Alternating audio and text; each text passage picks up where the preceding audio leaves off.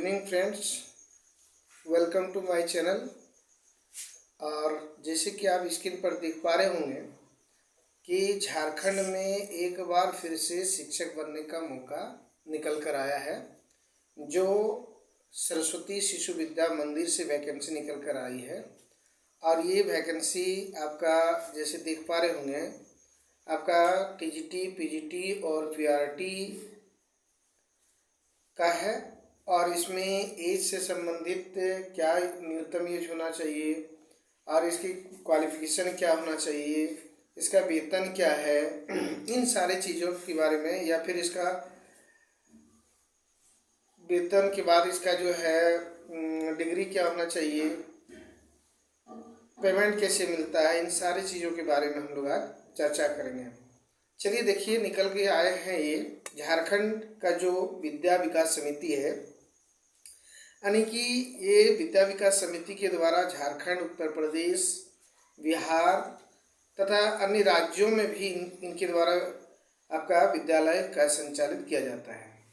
तो लगभग कुल वर्तमान समय में 25,000 विद्यालय इनके अंदर में हैं और इन सभी का के लिए जो है शिक्षक की बहाली होती है।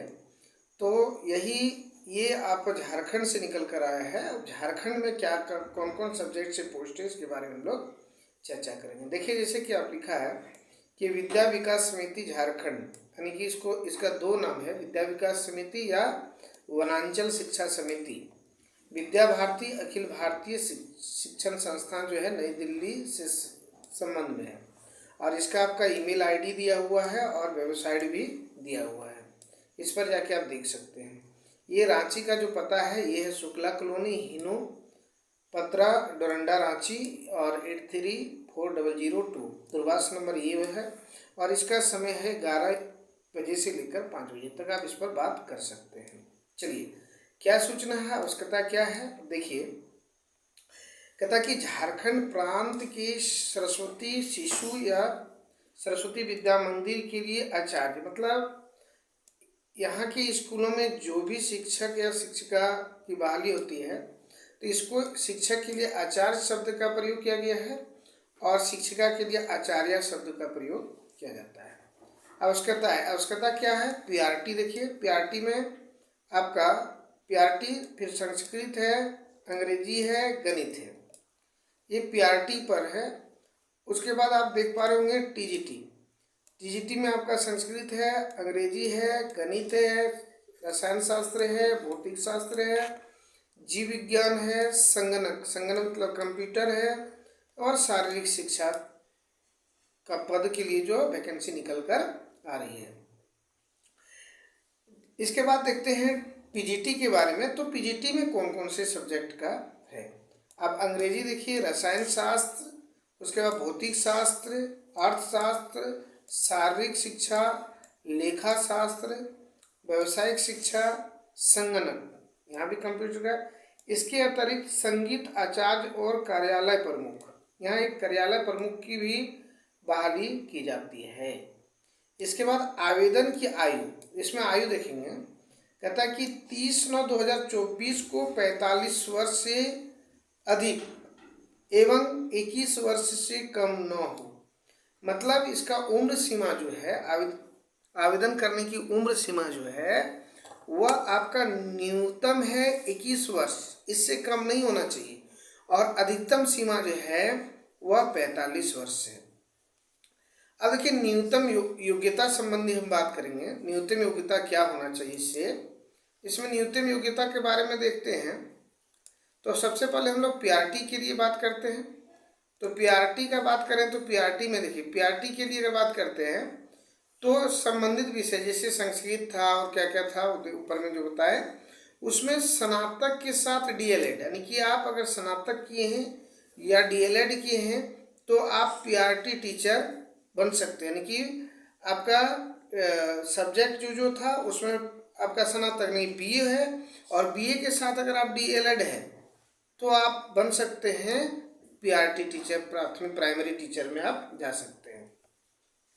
और जो ऊपर में विषय था टीजीटी के लिए, वो उस विषय में भी आपको स्नातक और प्रशिक्षित में आपको बीएड चाहिए। यानी कि डीएलएड किए हैं तो आप टीजीटी टीचर नहीं बन सकते हैं।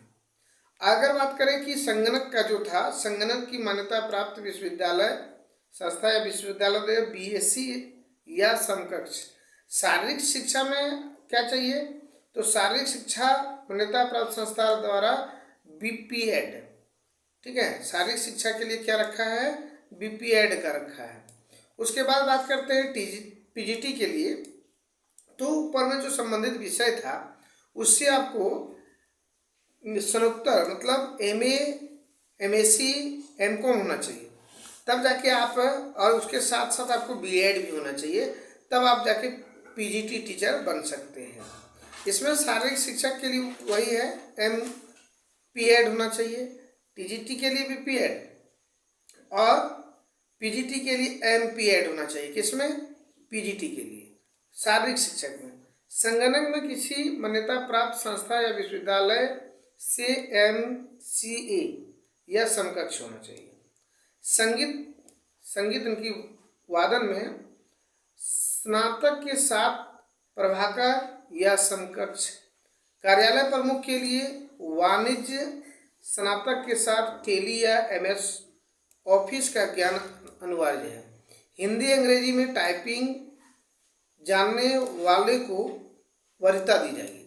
अब देखिए, सफल अभ्यर्थी को पूरे प्रदेश में आवश्यकतानुसार कहीं भी नियोजित किया जाएगा। मतलब झारखंड में 24 जिला है, तो 24 जिला में आपका कहीं भी दे सकता है, ये नहीं कि अपने ही जिला में मिलेगा, ऐसा इसमें कोई प्रावधान नहीं है। यानी कि इसका अलग अलग विभाग है, देवघर विभाग है, धनबाद विभाग है, रांची विभाग है, जमशेदपुर विभाग है, तो ये किसी भी विभाग में आपको भेज सकते हैं। और एक एक विभाग में 4 से 5 जिला आपका है। चलिए आगे देखते हैं। इसमें सफल अभ्यर्थी के लिए कहीं भी भेज सकता है। अब आवेदन कैसे करना है, तो आवेदन करना है इसमें जाके आपका VVS यानी कि विद्या विकास समिति झारखंड ऑर्गेनाइज या रिक्वायरमेंट लिंक पर जाकर दिनांक 7/9/2024 से लेकर 11/10/2024 तक प्रपत्र भर सकते हैं। लिखित परीक्षा आपका 19/10/2024 दिन शनिवार को झारखंड के अंतर्गत विभिन्न केंद्रों पर होगी। जैसे विभाग में केंद्र बनाया जाता है, अभी बताया ना, अलग अलग विभाग है, 7 विभाग पूरे झारखंड में है, तो ये 7 विभाग में अलग अलग स्थानों पर परीक्षा केंद्र बनाया जाता है और ये परीक्षा केंद्र में ही परीक्षा होगी और वो आपका 19/10/2024 दिन शनिवार को ही होना है। अंतर्गत केंद्र में होगी। झारखंड प्रदेश सचिव में प्रदेश में कहीं भी जाने में समक्ष अभ्यर्थी ही आवेदन करें। मतलब आप जब सिलेक्शन हो जाएगा, आपका सिलेक्शन होने के बाद जब आपको ज्वाइनिंग देगा तो झारखंड के किसी भी प्रदेश में, मान लेते हैं कि आप देवघर जिला के हैं या धनबाद के हैं या आपका दुमका के हैं या गिरिडीह के हैं, तो आप लोगों को ऐसा नहीं कि यहीं के आपको यहाँ ही मिलेगा। देवघर विभाग में जो भी स्कूल है वहीं मिलेगा या गिरिडीह में जो भी स्कूल है वहीं मिलेगा, तो ऐसा नहीं है। आपको हो सकता है कि गढ़वा, पलामू, चतरा, साहिबगंज कहीं भी भेज सकता है। इसलिए कहा गया कि आप जहाँ भेजा जाएगा वहाँ जाने के लिए अगर तैयार हैं तो अभी आवेदन करें, अन्यथा आवेदन नहीं करें। विशेष परिस्थिति में आप देखिए यहाँ दूरभाष नंबर दिया हुआ है, यानी कि मोबाइल नंबर दिया हुआ है, लैंडलाइन नंबर है, इस पर आप बात कर सकते हैं 11 बजे से 5 बजे शाम तक, और ईमेल में भी आप जाके देख सकते हैं। तो ये आपका झारखंड में शिक्षक बहाली को लेकर एक नया अपडेट निकला हुआ है। जो बेरोजगार हैं वो इस संस्था में आके अपना रोजगार प्राप्त कर सकते हैं और इसमें अच्छा खासा वेतन भी मिलता है, सुविधा भी है और इसमें सरकारी जैसे सुविधा सारा चीज़ है।